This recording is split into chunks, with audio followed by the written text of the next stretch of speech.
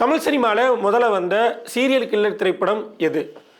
Most of the time நம்ம இதை பற்றி சர்ச் பண்ணுறப்போ நம்ம கண்ணுக்கு முன்னாடி வந்து நிற்கிற படம் அதே கண்கள் திரைப்படம் தான்.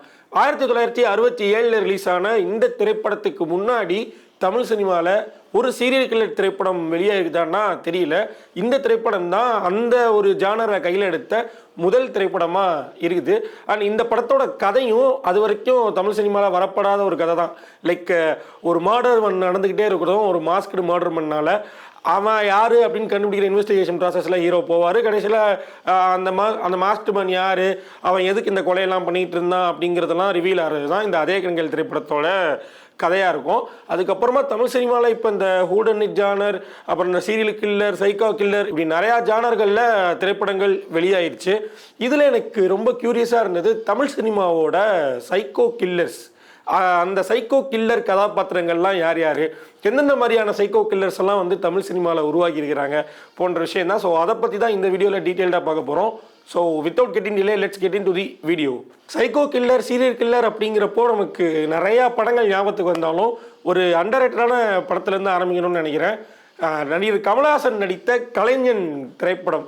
எஸ், இந்த படத்தை நீங்கள் வந்து ராஜ் டிவியில் பார்த்துருக்கலாம் சின்ன வயசில். எனக்கு அப்படி பார்த்த ஞாபகம் தான். இல்லாட்டினாலும் இப்போ யூடியூப்பில் அவைலபிளாக இருக்குது. கண்டிப்பாக ட்ரை பண்ணி பாருங்கள்.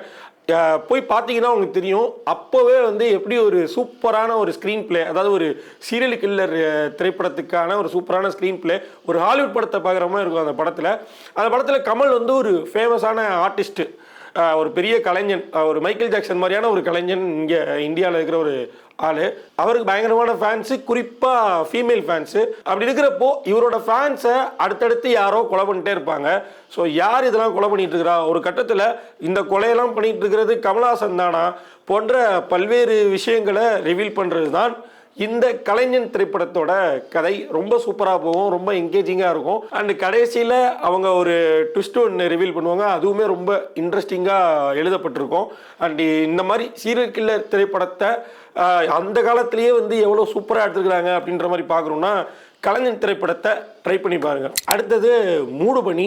இந்த படம் ஆல்ஃப்ரட் ஹிட்ச்காக் எடுத்த அந்த சைக்கோ திரைப்படத்தோட ஒரு ரெசம்பிளன்ஸ் இந்த படத்தோட கிளைமேக்ஸில் நமக்கு இருந்தாலும் இந்த படம் நமக்கு கொடுக்குற இம்பேக்ட் இருக்குல்ல, அது பயங்கரமாக இருக்கும். And Prathap Pothen the great.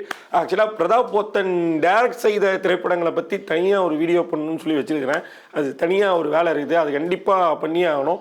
ஏன்னா அவர் ஒரு டேரக்டராக அவர் பண்ணி வச்சுருக்கிற விஷயம் வந்து கண்டிப்பாக காலத்துக்கும் பேச வேண்டிய விஷயங்கள், இன்னும் ரொம்ப அண்டர்ரேட்டடான விஷயங்களும் கூட. ஸோ அதை கண்டிப்பாக பேசுவோம். பட் இந்த படத்தில் அவரோட ஆக்டிங், அந்த ஒரு இன்னசென்ட்டான கேரக்டருக்குள்ளே அவர் வந்து ஃபிட்டினாக இருக்கிற விதம், and of course the gorgeous Shobha, இது எல்லாமே வந்து இந்த படத்தில் ரொம்ப சூப்பராக இருக்கும். அண்டு நீங்கள் சைக்கோ படத்தை, அதாவது ஆல்ஃப்ரட் ஹிட்ச்காக் எடுத்த சைக்கோ படத்தை பார்த்துருந்தாலும் அதை எப்படி இண்டியனைஸ் பண்ணியிருப்பாங்க அந்த கிளைமேக்ஸ் சீனில். அண்ட் அவன் அவங்க அம்மாவை நினச்சி அந்த கேரக்டர் கடைசியில் அழுகிறப்போ கண்டிப்பாக கலங்காத ஆளே இருந்திருக்க முடியாது. அண்டு இந்த படத்தை ஒரு சைக்கோ கில்லர் அதெல்லாத்தையுமே தாண்டி, பரபரப்பு அதெல்லாம் தாண்டி, இது ஒரு பாலுமேந்திரா சார் படமாக அதுக்குள்ளே இருக்கிற அந்த அவன் சைக்கோ கில்லருக்குள்ளே இருக்கிற சில நியாய தர்மங்கள் இதெல்லாம் எடுத்து வச்சு பேசியிருப்பாங்க.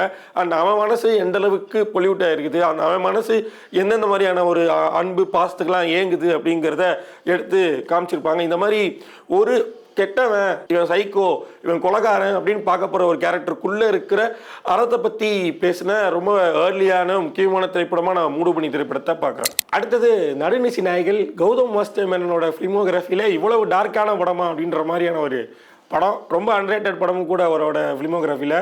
அண்ட் ரொம்ப சூப்பராக இருக்கும், அண்ட் ரொம்ப இம்பேக்ட்ஃபுல்லாக இருக்கும். இந்த படத்தில் குறிப்பாக இந்த படத்தோட அந்த ஃப்ளாஷ்பேக் போர்ஷனு, அப்புறம் இந்த படத்தில் அந்த வீட்டுக்குள்ளே இருக்கிற சில கேரக்டர்ஸ் எல்லாம் வந்து ரொம்ப இன்டென்ஸான கேரக்டர்ஸாக எழுதியிருப்பார். அண்ட் அவர் ரொம்ப இன்டென்ஸாக எழுதப்பட்ட ஒரு திரைப்படம் நினைக்கிறேன், அவரோட டு தி கோர் இன்டென்ஸில். ஏன்னா இந்த படத்தோட கதை, இந்த படத்தோட ப்ரொட்டாகனிஸ்டோட ஃப்ளாஷ்பேக், அவனோட ஆரிஜின் எல்லாமே ரொம்ப டார்க்கராக இருக்கும்.